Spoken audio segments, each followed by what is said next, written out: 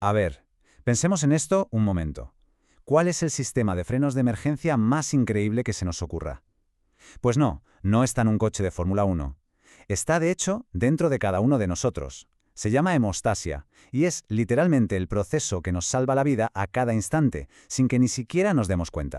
Y bueno, la respuesta a esa pregunta no es algo simple, ¿eh? Es toda una cascada de reacciones perfectamente orquestada que se pone en marcha en una fracción de segundo. Es un mecanismo de defensa tan fundamental que si no lo tuviéramos la vida tal y como la conocemos sería, pues eso, imposible. Y muchas veces, la verdadera importancia de todo esto la vemos más clara cuando afecta a nuestros compañeros animales. Una hemorragia nasal, como esta que estamos viendo, puede ser la primera señal de alarma, una señal de que esa danza biológica tan delicada no va como debería. Y creedme, entender por qué es sencillamente crucial. Vale, vamos al lío. El proceso arranca con lo que los expertos llaman hemostasia primaria. ¿Y quiénes son los protagonistas aquí? Las plaquetas. Hay que imaginárselas como si fueran la primera ambulancia en llegar a un accidente. Son los servicios de emergencia, la primerísima línea de defensa que tenemos. La señal de alarma es el propio daño, así de simple. En el momento en que se rompe la pared de un vaso sanguíneo, queda al descubierto una proteína, el colágeno, que normalmente está escondida. Y esa exposición es como si se encendiera una baliza de emergencia, una luz roja parpadeando que grita «¡Ey, plaquetas aquí! ¡Venid aquí!». Y las plaquetas, claro, en cuanto detectan ese colágeno, se vuelven locas, se activan, se ponen súper pegajosas y se amontonan justo en el punto de la lesión. Forman lo que se conoce como el tapón hemostático primario. Ojo, es una solución rápida, un parche, pero no es muy fuerte que digamos. Es como ponerle un trozo de celo a una tubería que pierde agua. Para la primera gota sí, pero no va a aguantar mucho, ¿verdad? Claro, con un simple parche no vamos a ninguna parte. Para una solución de verdad, de las que duran, el cuerpo tiene que llamar a los refuerzos, y aquí es donde entra la hemostasia secundaria. Ahora sí que vamos a construir una auténtica red de seguridad, con un proceso mucho más potente. Como decíamos, ese tapón de plaquetas es bastante frágil.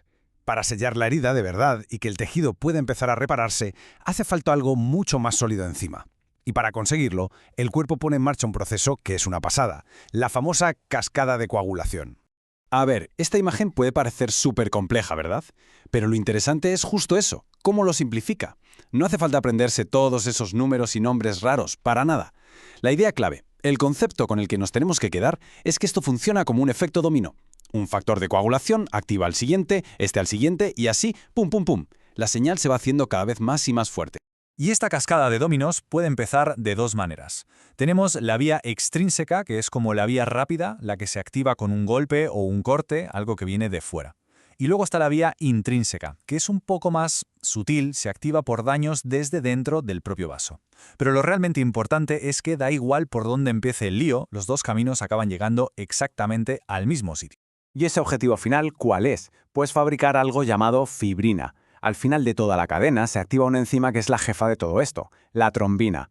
La trombina es como unas tijeras moleculares. Su trabajo es cortar una proteína que está ahí flotando en la sangre, el fibrinógeno, y la transforma en hilos de fibrina, que son súper pegajosos. Y estos hilos se empiezan a entrelazar solos formando una red. Y aquí lo vemos. Esta imagen es espectacular. Esta es la foto del resultado final. Esa especie de red blanquecina es la malla de fibrina de la que hablábamos. Fijaos cómo atrapa a los glóbulos rojos, a más plaquetas, formando un tapón súper estable y fuerte. Esto ya no es celo, esto es un sello de verdad, que frena la hemorragia y además sirve de base para que el cuerpo pueda reconstruir lo que se ha roto. Vale, hasta ahora todo parece perfecto, un sistema que funciona como un reloj suizo. Pero, ¿y si falla? ¿Qué pasa cuando este mecanismo tan preciso se estropea? Pues es ahí cuando un simple corte puede pasar de ser una tontería a una emergencia de verdad.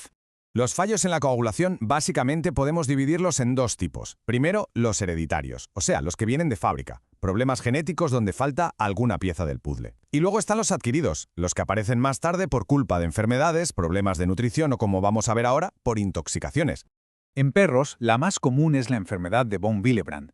Y aquí el problema es curioso. No es que falten plaquetas, hay de sobra. Lo que falta es el pegamento. Falta el factor von Willebrand, que es una proteína que funciona como cinta de doble cara. Por un lado se pega el colágeno de la herida y por el otro a las plaquetas. Este esquema lo deja clarísimo. Arriba, lo normal. La herida y las plaquetas se pegan sin problema formando el primer tapón.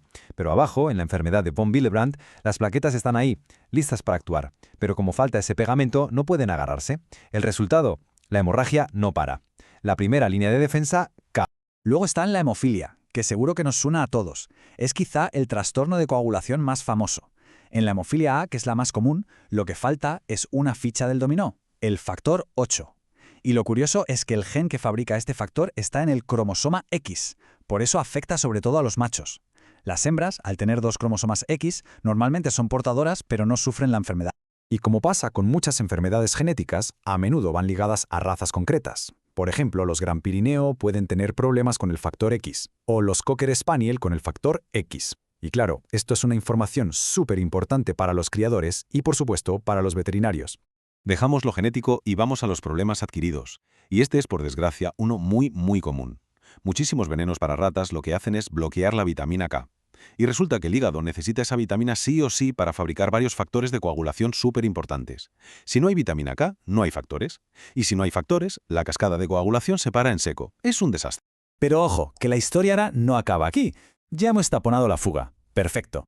Pero tan importante como poner el tapón es saber cuándo quitarlo. Una vez que todo está arreglado, el cuerpo tiene que restaurar la normalidad. Y para eso necesita llamar al equipo de limpieza. Y ese equipo de limpieza tiene un nombre, fibrinólisis. Cuando el tejido del vaso ya se ha reparado, protegido por el coágulo, el cuerpo activa otras enzimas. La principal es la plasmina, que es como un equipo de demolición súper preciso. Va disolviendo poco a poco la red de fibrina para que la sangre vuelva a fluir como si nada hubiera pasado. Y con esto llegamos a la idea clave, al corazón de todo este asunto, el equilibrio. El cuerpo está constantemente jugando a mantener una balanza. Por un lado, tiene aceleradores que favorecen la coagulación, y por el otro, tiene frenos que la impiden, y tienen que estar en una armonía perfecta. Si la balanza se va hacia un lado, tenemos hemorragias. Si se va hacia el otro, se forman coágulos donde no deben, lo que conocemos como trombosis. Es un juego de equilibrios constante. Al final, todo este proceso de la hemostasia es una metáfora brutal del equilibrio que es la vida. Es un sistema que vive, literalmente, en el filo de la navaja. Un baile constante entre salvarnos la vida y potencialmente causarnos un daño terrible. Y nos deja pensando, ¿qué otros sistemas en nuestro cuerpo funcionan en un equilibrio tan precario y a la vez tan absolutamente asombroso?